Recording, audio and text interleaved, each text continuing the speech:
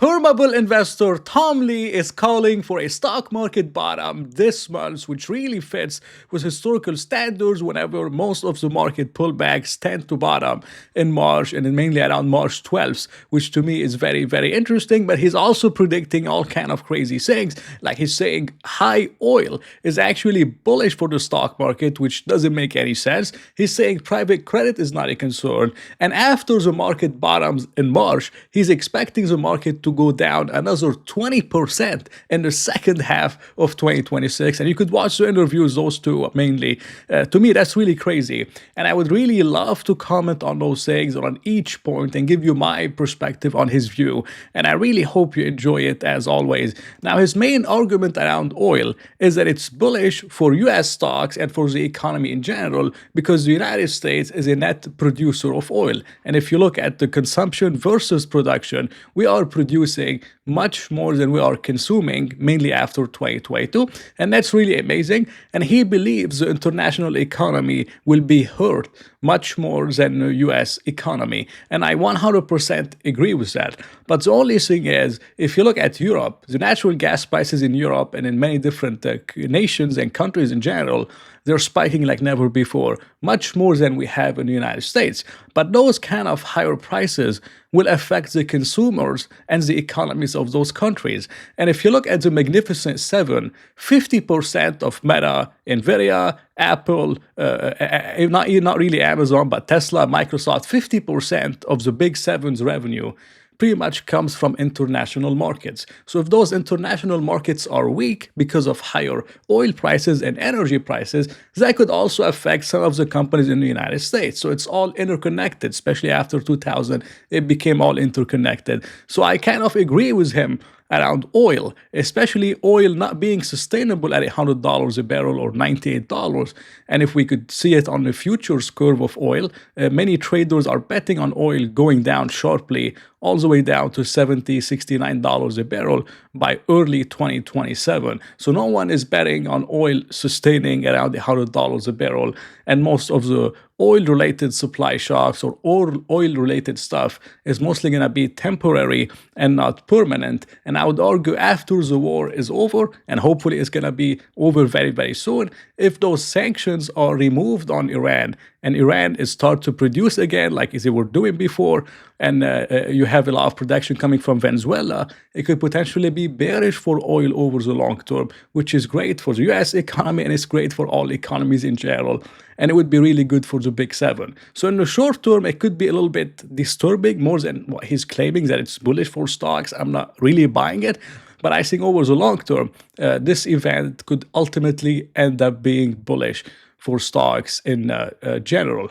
Now, the second one, he's saying that credit spreads, and mainly private credit, is not a concern because credit spreads are contained.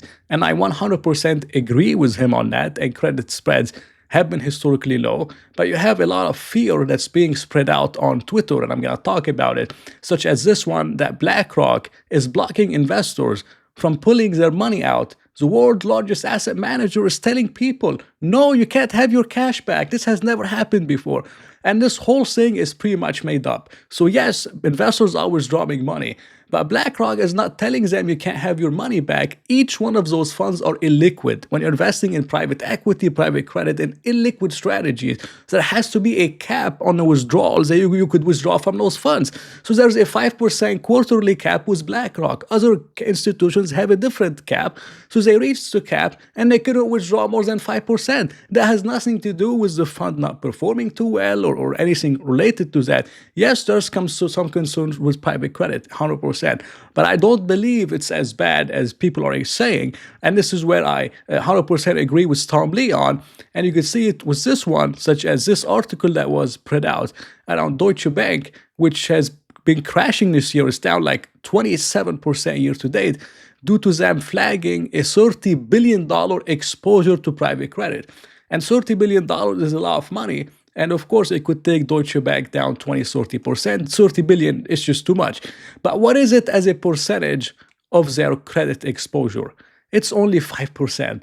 So the whole private credit of Deutsche Bank exposure is 5%, but the market is dumping the stock and is dumping other stocks with very little exposure just whenever you say the word private credit. It's kind of the same thing when you say the word software and AI, and the software stocks, they go down, even though some of them are putting good numbers.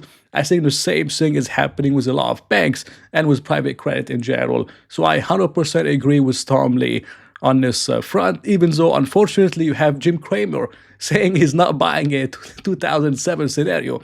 And that's what's keeping me awake at night, and is keeping me want to have some cash.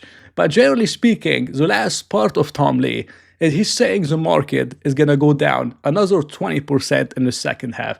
This part, I'm not really buying it, because the elections are around November 3rd of 2026, and there's early voting, so it could start maybe in September, August to September. Okay, now my personal bet is that this market pullback is not going to last more than May, maybe June maximum, but we're going to end it right now, and we're not going to go back down in the second half. I don't see how the administration and the current government is going to let the market go down into an election that they are expected to lose. If you look at Polymarket, which a lot of people call God because it predicts everything, it says which party will win the House in 2026? 85% chance that the Democratic Party could win the House. How about the Senate? 51% chance that the Democratic Party could win the Senate. Do you think the Trump administration wants the market going down? Do you think they want higher oil prices? Do you think they want all those things that could cause another 20% pullback into November? I'm personally not buying it. I think this whole kind of setup that's happening right now, we're kind of nearing the end. I don't think it's going to last more than 2 to 3 months. And I'm betting on a V-shaped recovery into the second half. And I'm seeing it mainly from the VIX index, which the VIX tends to go above 40. And this is when we bottomed on tariffs. We bottomed on DeepSeek. We bottomed on COVID, GFC.com. Now we're sitting at 27 times. We don't have much to go. We have a lot of fuel to go. So again, I'm betting that this sell-off is not going to last beyond May and June. And I don't believe we're going to go back down another 20% in the second half. I personally believe we're nearing the end. And it's likely going to get much, much better after April, May, June, especially looking at what Kevin Walsh is saying, which is a recent interview of his. And I highly recommend watching the recent interview. He gave us a lot of insights on the potential monetary policy that he could be implementing. And he mainly commented on the Fed models to predict inflation and predict interest rates. And he said that the Fed is using models from the 40s and the 60s, while now we have AI. And AI is a highly deflationary force. So he believes over the long term, AI will reduce prices in general, which is pretty much saying that all the oil price shocks and the inflation that's happening in the short term, he's likely going to believe it's transitory, and he's likely going to be cutting interest rates into it. To me, this is what this interview is saying. And if I'm right, I think we're going to have a massive rotation back into big tech, back into the growth stocks, out of Coca-Cola that's trading at 27 times earnings, and Procter & Gamble, and all those stocks with no growth. I think it could happen as soon as the second half of 2026, and that's my thesis. But it was a great, interview from Tom Lee. I just wanted to comment on it. I kind of agree with some things, but I disagree on oil in the short term. And I also disagree on the market going down another 20% in the second half into an election that the government is pretty much expected to lose. And we all know what happens before elections. All of a sudden, magically, prices are lower, oil prices are lower, and the market goes much, much higher. It happened always. I think it's going to happen again. So I hope you enjoyed it. It was not financial advice. Thank you for watching. If you did enjoy it, please press the like button and maybe consider subscribing.